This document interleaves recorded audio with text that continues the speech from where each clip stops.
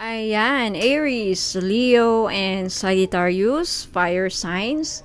Magandang araw po sa inyong lahat. Welcome po dito sa ating YouTube channel, Bonum Amagos PH, YouTube channel. Ayan, so, ayan, pasensya na po if matagal po akong hindi nakabalik.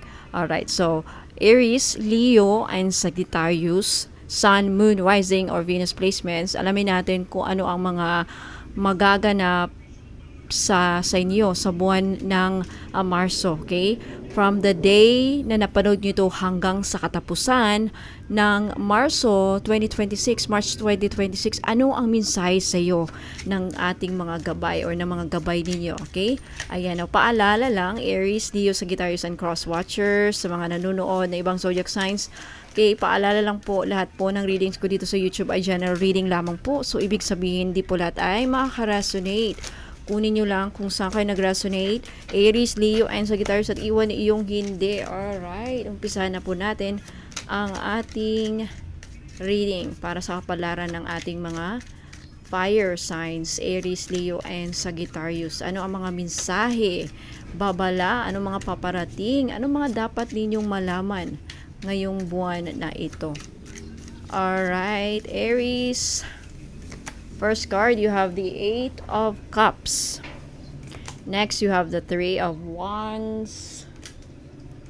Next, you have the 6 of Pentacles. Okay, next, you have the 4 of Wands. King of Cups. And the Strength card. Next, you have the Judgment. With the Magician, and you have the 3 of Cups. Next, you have the Queen of Cups, the Ace of Wands, and the 3 of Pentacles. Your main energy this month is the Page of Cups, Aries, Leo, and Sagittarius. I feel like sa buwan ng Marso, marami sa inyo ay maraming mga pangarap na gustong abutin. Mayroon din sa yung iba sa inyo, your main energy this month is full of inner joy. Like, marami sa inyo nakafocus sa inner joy. Possibly, Page of Cups also is this itong buwan na ito, marami sa inyo ang mag-heal. Marami sa inyo ay magfo-focus sa healing the inner child, healing the inner child. So I feel like also you could also makakaranas din kayo ng surprise. Some of you will be surprised. Meron din akong nasasagap na yung iba sa inyo makakatanggap ng proposal, invitation, good news, or surprise. Mostly it's about surprise. May malaking surprise sa iyo na darating this March. Okay?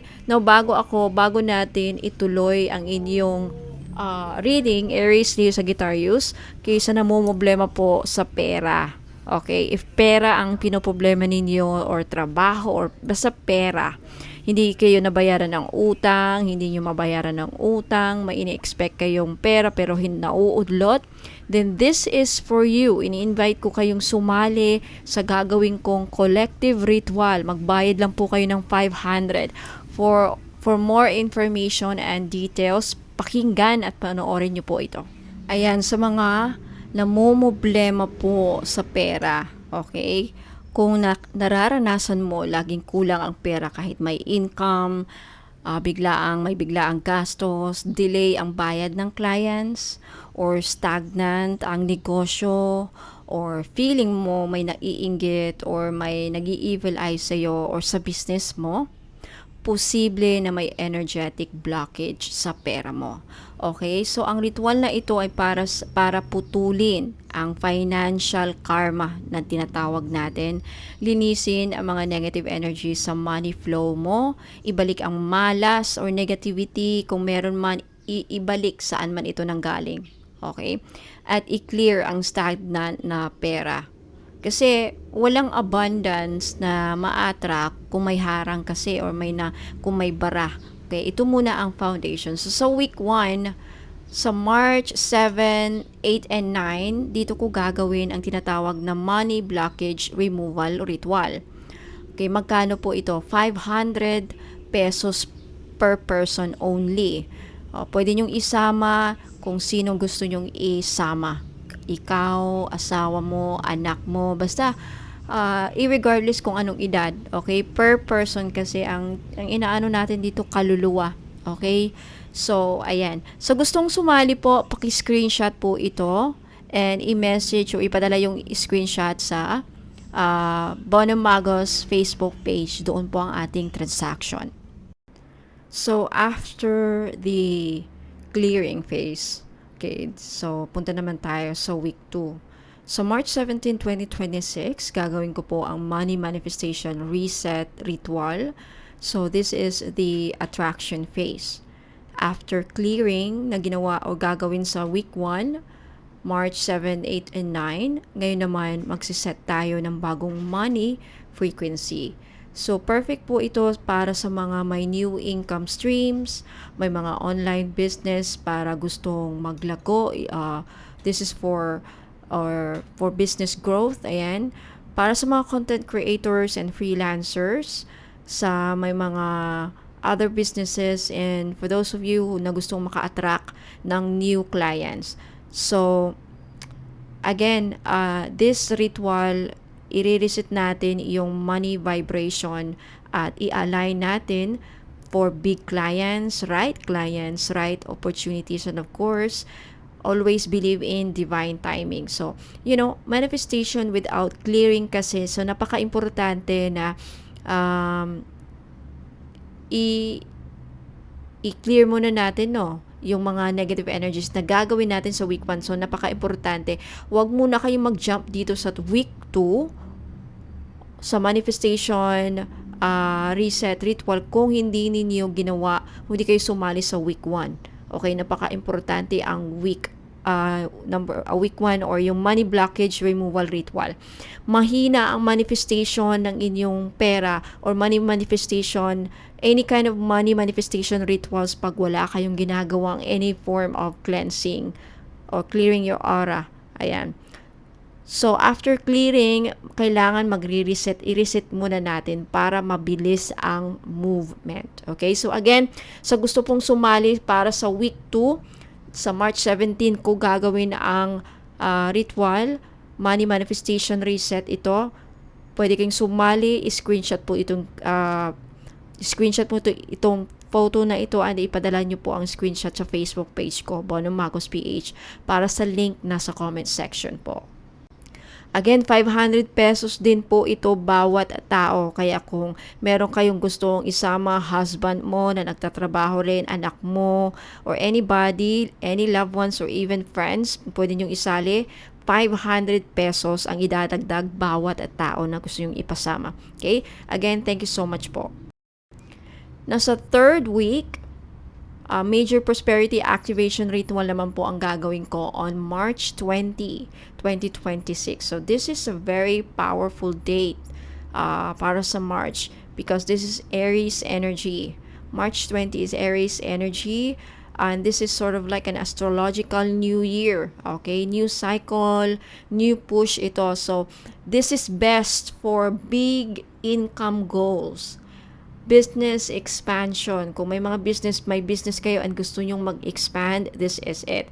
This is the right ritual for you. At sa mga may trabaho and gustong ma-promote sa trabaho, ayan, gustong maka-receive ng bonus, okay? And also, gustong makakuha ng price increase at gustong magkaroon ng confidence sa kanilang business, ayan, or also high ticket clients attraction. Ayan, big client attraction. This is it. Major prosperity activation ritual. Okay, so this is for people ready to claim bigger income. Gusto mag-level up sa career again at magkaroon ng strong decision. So after week 1 na nire-remove natin yung mga nakaharang sa inyong kaperahan, week 2 is all about alignment. So, i-align natin, no? So, in alignment ka na sa flow ng universe where you can attract or i-reset yung money flow mo. And then week 3, i-activate natin or mag-attract tayo. And then eto na, third week, dito na yung activation natin. This is breakthrough na kumbaga. Ayan, so again, sa gusto, here you will supposed to experience breakthrough na. But anyway, I will explain bawat client ninyo if ever you have any more questions, follow up, or anything. Okay, so again, sa gustong sumali, for third week, March 20, take a screenshot and i-message niyo ang screenshot sa Facebook page ko. Again, 500 pesos per person na sumali. At kung may gusto kayong isama, dagdag na lang kayo 500 per head or per person. Again, thank you so much po. Now, for March 31, 2026, last week of March, this is the 4th week, financial justice ritual naman po ang gagawin ko. So, this is sort of like balancing and this is karma phase. Okay? Tinatawag natin. Kaya kung may mga hindi nagbabayad sa iyo, may mga financial injustices na nangyayari sa workplace or between you and sa amo mo, or hindi ka nababayaran ng sapat, or tinitenga or dinidelay ang sahod, pasok din dito, or may business partnership na nagkakaroon ng imbalances or dishonesty or hindi transparent or anything, or may mga issues sa contract or dealings, ayan, or any kind of legal money matters, this is it, pasok po dito yung mga sabihin na natin na scam ka, niloko ka pagdating sa pera in any way, shape, or form na pangluloko. Ginoyo ka, niloko, hindi transparent, tinakbuhan ka, any kind, okay? Pasok dito sa financial justice ritual. So, again, this is about fairness, truth, and then karma return. So, again, if may tao na may utang sa'yo, like if someone owes you energetically or financially, that this ritual calls back what is rightfully yours. So, maibabalik sa'yo. Now, possibly yung pagbalik na yan, it could be possible exactly na ibalik sa'yo yung pera, or it will ibabalik sa'yo in another form, like a new opportunity or a blessing, big blessing, na yun na pala yung good karma. Okay? Yun ang yung blessing na kapalit dun sa nawala mo, or something like that. Again, sa mga gusto pong sumali, take a screenshot. Let me know kung anong ritual ang gusto yung salihan. Week 1, Week 2, Week 3, or Week 4, which is ito. And again, pwede yung salihan, yung 4 na ito, mas highly recommended if may sapat kayong pera. 2,000 for the whole March. Okay?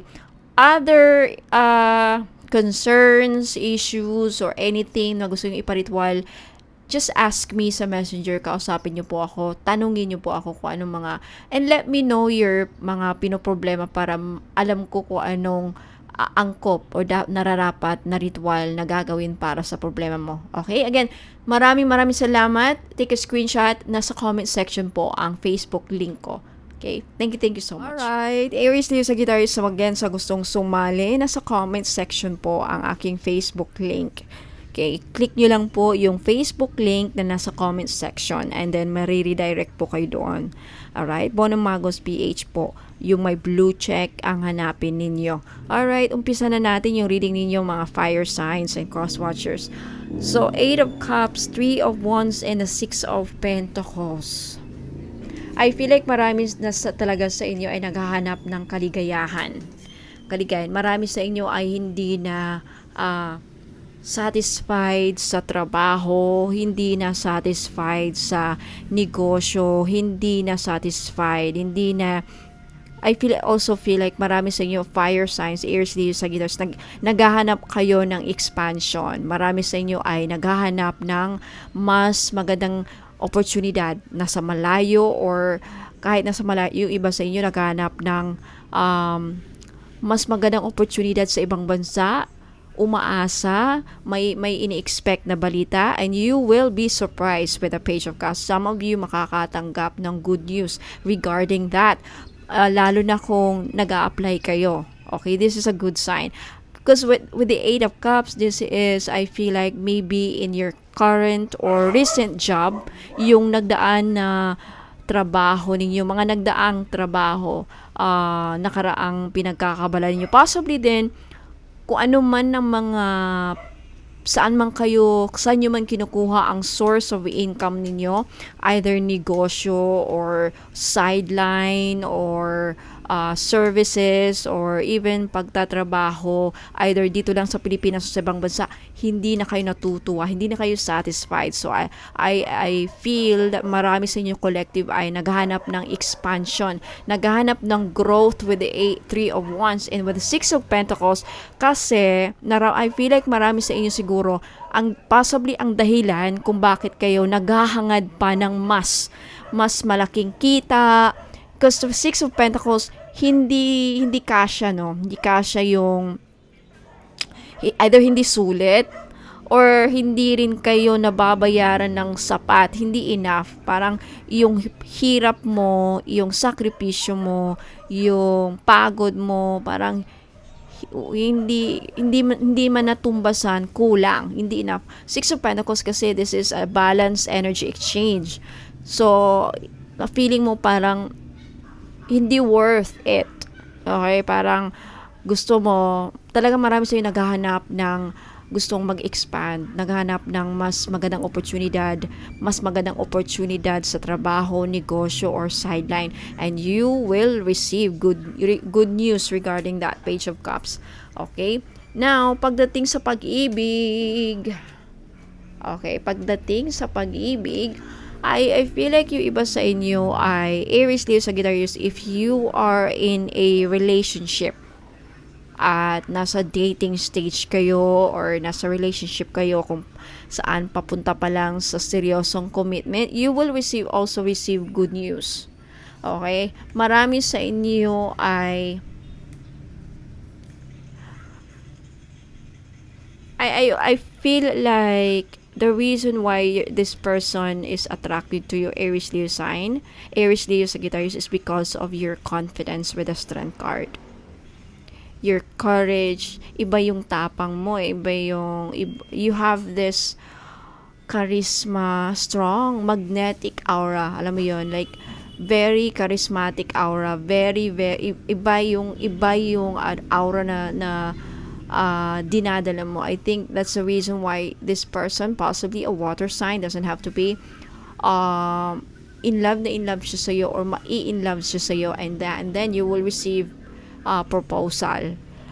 Also, sa mga single natin dyan, Aries, Leo, Sagittarius, if you are single, and also I also feel makaka-receive ka na may manliligaw sa'yo, possibly from afar, or it doesn't have to be someone from malayo, could also be just nandito lang sa Pilipinas. Kung yung iba nasa malayo, yung iba long distance, but definitely I feel like seryoso siya, whoever this is, seryoso siya. Could be a Leo sign with a Strength card, could be a strong water sign, Aries, a strong water sign, Cancer, Pisces, or Scorpio. Actually, any other signs. Yeah. Four of Wands. Gusto kanyang wala pa doon yung proposal. Okay, possibly. Yung iba siguro slight lang yung marriage proposal, but I think this person, itong person na to, ay kinoconsider niyang magkaroon ng commitment. Seryoso siya, kumbaga. Seryoso siya. Hoping siya na mag-work ang inyong relationship. Andun yung siseryosohin ka. Andun yung umaasa siya na sasagutin mo siya kung naliligaw pa lang. Andun yung kasi King of Cups and Four of Wands, this is, andun meron siyang desire na bumuo ng pamilya. Basta I feel like this person really seryoso siya sa'yo. Babae man to or lalaki. Okay? And possibly, kasi with the Strength card, also, I feel like, because of your inner power. Now, let's move on with the Judgment, the Magician, and Two of Cups. Okay. I feel like marami sa inyo ay Aries, Leo, Sagittarius, marami kang marirealize. You will also experience sort of awakening. Marami kang ma-realize regarding partnership or a relationship. With the Two of Cups, this is friendship, relationship with your boss, relationship with your coworker, relationship sa mga friends mo or even sa best friend mo or even siblings. Siblings, kapatid, pinsan, kamag-anak, pamilya, magulang, pamangkin. This could be anybody with the Two of Cups. I feel like may ma-realize ka na minamanipulate ka and you don't like it. You don't like it with the judgment. You don't like it. I feel like some of you mag-start ng mag-withdraw with the Eight of Cups. And also, you will also receive some sort of good news regarding marami sa inyo Aries, Leo, Sagittarius, because of your good karma. Ano man ang minamanifest in you recently with the Magician. Magician is a manifestation card. Okay? You will receive good news at magmamanifest talaga in reality yung mga wish fulfillment ninyo, mga pinapangarap ninyo, yung mga desires ninyo as soon as with the Judgment and the Two of Cups. If you will learn to let go and once mangyari lang, eto ha, regarding, ulitin ko, i-rephrase ko, regarding your wish, mga pangarap, regarding sa mga pinagdadasal niyo gabi-gabi, lahat ng mga pinagpe-pray ninyo, mga success, mga pangarap, mga big dreams, makapagtayo ng bahay, makahanap ng afa, manalo ng loto, yumaman, maging successful, kung ano man yung mga minamanifest niyo, saka nyo lang matatanggap. Once, for those of you Aries, Leo, Sagittarius, if you meron kang kaaway, forgiveness is key. Forgiveness and with a judgment, release any mabibigat na energy na hina-harbor nyo hanggang ngayon. When you learn to forgive, once you learn to forgive, and makipag-ayos na lang with the Two of Cups, that's when your manifestation will set in motion. That's when you will, dyan mangyayari or matutupad lahat ng manifestations niyo. Pag once nagawa mo ito, yan ang mensahe, wala akong magagawa. Okay, yan ang napipick up ko. This because your main energy this month, Aries, Sagittarius, it's all about good news and receiving certain joy. Pages are messenger. Cups is fulfillment, joy, happiness. So, I feel like saka iaabot sa iyo ng Panginoon ang anuman ang mga hinahangad mo, mga desire ng inyo, nasa puso niyo, mga heart's desire, mga inaasam ninyo sa iyong puso, mga pangarap ninyo, saka lang niya ibibigay with a judgment. Judgment kasi is forgiveness eh. Look how many cards are screaming forgiveness and accepting sorry. Page of Cups, this is apology. Judgment is acceptance and apology. Two of Cups is kumbaga understanding, unawain, patawarin. So, yeah. A magician is all about manifestation. Yeah. So, nasa sa inyo ang choice, Aries, Leo, Sagittarius. Okay? Come back to me. Sana maalala nyo ako by April, May, or June. Tama yung sinabi naman ng Bonum. Kasi siguro hindi nangyayari yung mga manifest ko kasi hanggang ngayon, hindi ko pa mapatawad yung ama ko, hindi ko mapatawad yung nagkasala sa akin. Sino man yan. Could be family, relatives, co-workers, friends, best friends. Di ko alam. Okay? Let's move on. Queen of Cups, Ace of Wands, Three of Pentacles. Okay, this March, Aries, Leo, Sagittarius, wag mong kalimutan ang sarili ninyo, alagaan. I feel like all in all, regarding, this is about your health. This is about your overall health. Aries, Leo, Sagittarius, sa mga namumblema dyan sa kalusugan. In any way, shape, or form, your mental health, your physical health, your emotional and spiritual health. Sa spiritual health, ito yung mga kinukulam, ini-evil eye, ginagawa ng ritual. Physical health, this is kung yung arthritis, sakit sa puso, ano man, rayuma. Mental, ito yung mga nag-overthink, ito yung stress, may mga takot, mga panic, anxiety. Emotional, ito yung mga may mga bit-bit na may mga hina-harbor na pain. Are you still hurt? I wanna ask you, Aries, Leo, Sagittarius, are you still hurt? Sino ang nanakit sa'yo? I don't wanna trigger, but the good news is, I feel like sa buwan ng March, bibigyan ka ng pagkakataon ng universe, ni God, at ng mga higher powers na mag-heal. Ace of Wands, ano man yung mga galit, mawawala. Three of Pentacles, you will be open to community na.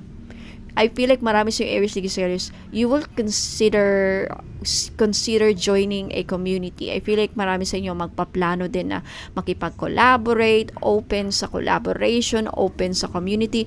May gusto kayong salihan, gusto kong sumali sa mga Zumba group, gusto kong sumali sa mga community kung saan may growth na mangyayari. Alam niyo yon. And also, this could not just be about personal goals, but then this could also bring you financial growth. Maybe you will find a community kung saan makakahanap ka, matutulungan ka ng mga idea paano lumago. There's also something about that. Like mga coach, life coach, financial coach, mga manifestation coach or something. There's something about that where makakahanap ka ng tribe or community kung saan matutulungan kang umangat. Three of Pentacles is about growth in any areas of life, especially financial. Okay, Queen of Cups, this is like you're embracing empathy, loving yourself. This is now you. Page of Cups is all about kasi good news eh. So the good news is ano man ang mga galit o anumang mga, and also what I feel here, Aries, Leo, Sagittarius, meron ba kayong mga idea? May idea kayo? May inumpisahan ba kayong negosyo? For those of you, Aries, Leo, Sagittarius, if meron kayong inumpisahang negosyo, there's inumpisahang negosyo, inumpisahang sideline, or nag-uumpisa lang kayo sa pag-a-apply. Ace of Wands, this is start of a new venture, whether it's sa career or sa business or sideline or money. Pagninegosyo, pagtatrabaho, nag-a-apply na, looking for job, maybe this is you, or nagsimula ka ng you will receive good news. Three of Pentacles is an indication na it will grow. Kung ano man yung mga inumpisahan mong project, inumpisahan ninyong pagninegosyo. I mean, possibly nag-umpisa kayo by June, February, or ngayon pa lang March, mag-umpisa pa lang kayo, still pasok. It will grow possibly around the next 3 months. Mararamdaman nyo na, ay, good news, nag-work ang ating sinimulang negosyo. Could also be a business na nag-expand. Anything that sinimulan ninyo, a project, or sideline, or a passive income like YouTube, Facebook, Reels, or anything, meron kayong talaga makaka-receive kayo ng magandang balita. Maraming magagandang balita ang nakaabang sa'yo sa March, April, and May. Yung iba sa inyo within 6 months, yung iba sa inyo within 8 months, yung iba sa inyo ang bilis within 2 months.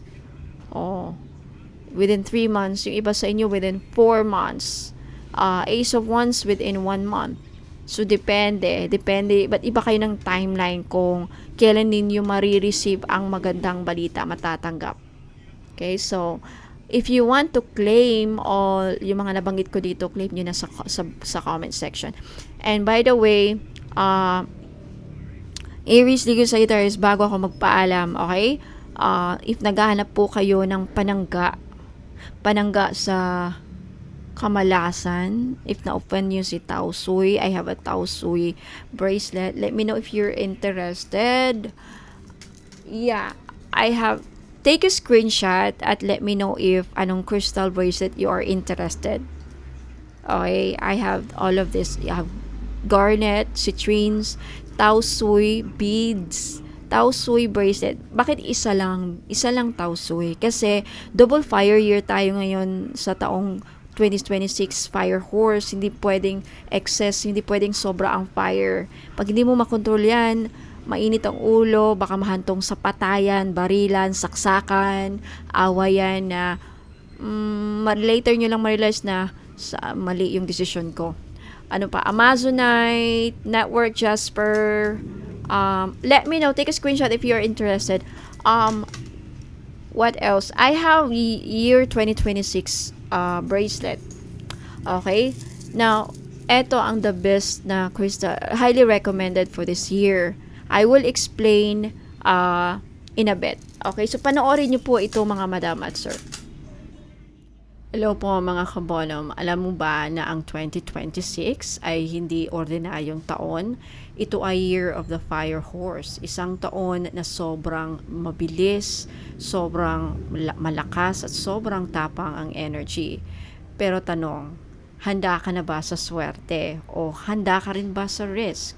No, ang Fire Horse Year ay kilala sa mabilis na opportunities, bigla ang desisyon, malalaking galaw sa career at negosyo. Pero kasabay niyan, marami rin ang nakakaranas o makakaranas ng bigla ang pagkalugi, burnout, away, at big win, pero big loss rin. Kaya sa ganitong klaseng taon, hindi sapat ang tapang lang. Kailangan mo ng proteksyon at balanse. So, ito ang dahilan kung bakit ginawa ko ang bracelet na ito. 2026 Fire Horse Bracelet. Hindi ito basta zodiac bracelet. Ito ay energy tool para makasabay ka sa bilis ng 2026 nang hindi ka nasusunog. So, sa mga malalakas na fire year, jade ay hindi optional. Kailangan talaga. So, pinili ko ang blue-green jade dahil ito ang jade na may cooling at stabilizing energy. Ang jade ang nagpro-protect ng pera mo, nag-iingat ng swerte mo at pumipigil sa padalos-dalos na desisyon mo at nagbabalanse ng sobrang apoy ng Fire Horse. So sa madaling salita, pinapalaki ng jade ang swerte mo pero pinipigilan din ang pagkawala nito. So, kung mapapansin niyo, may red agate accents ang bracelet. Hindi ko ginawang puro bead dahil sa 2026, sobra na ang apoy eh. So, ginamit ko ang red agate bilang controlled fire.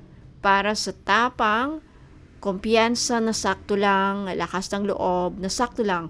Hindi para sa hindi magulo at stress, hindi walang dalang stress. So, kapag suot mo po ito sa taon na ito, year 2026, ang energy mo ay mabilis pero maingat.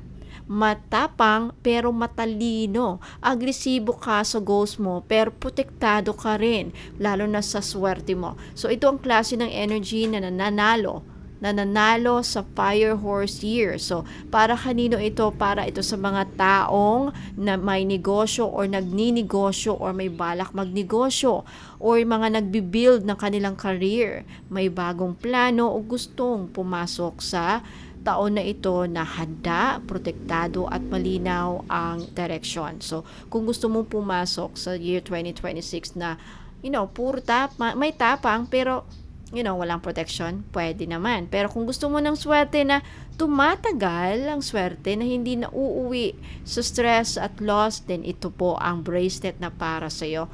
Now, check the description box sa comment section para sa buong detalye. Okay, limitado lamang ito dahil hindi lahat ay ready sa ganitong klase energy at hindi lahat maisasama sa blessing at 38 steps of blessing ritual para sa mga items. So, limited stocks lang po.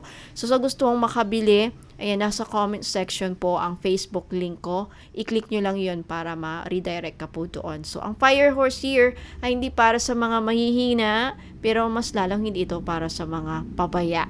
So, maging mabilis tayo, maging matapang, pero siguraduhin natin na protektado tayong lahat. Alright, ayan. Now, mahalagang paalala po, intention request sa 38 steps of blessing ritual. Lahat ng 2026 Fire Horse bracelets, or in fact lahat po ng items ko ay dumadaan sa 38 steps of blessing ritual bago ito ma-ship o maibigay sa inyo. Hindi ito simpleng dasal lang, ito ay sunod-sunod at sagradong proseso ng paglilinis, pag-align at pag-charge ng energy ng bracelet. So bakit kailangan mag-request ng intentions? Ang crystal as jade ay energy amplifier. So ibig sabihin, pinapalakas nila kung ano ang intention na iniligay mo. So kung wala kang malinaw na intention, general lang ang magiging trabaho ng bracelet. Pero kapag may specific intention request kayo, doon ko itututok ang dasal, blessing at energy work. So anong ginagawa sa intention sa 38 steps? Sa loob ng 38 steps of blessing ritual, nililinis mo ng anumang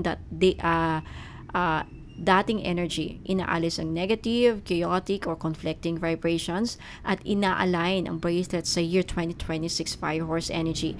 Saka ko ini-embed ang personal intentions na ng may-ari or nung sa inyo. So, ang intention ay nagsisilbing direksyon ng energy. So, halimbawa ng mga pwede niyong i-request na intentions, pwede kayong mag-request ng isa o higit pa gaya ng protection sa 2026 Fire Horse year, stability sa pera at negosyo, iwas big loss at impulsive decisions, career growth na hindi na uuwi sa burnout, or lakasan ng loob at tamang timing sa decisions, or protection laban sa inggit, bad eye, evil eye at negative energy, or health balance and emotional control. Hindi kailangang mahaba, kailangan lang malinaw. Okay, bakit mas effective pag may intention? Dahil ang ritual ay may focus, may direksyon, may personal alignment. So, hindi ito one size fits all. Ito ay para sa iyo at tatahakin mong energy sa 2026.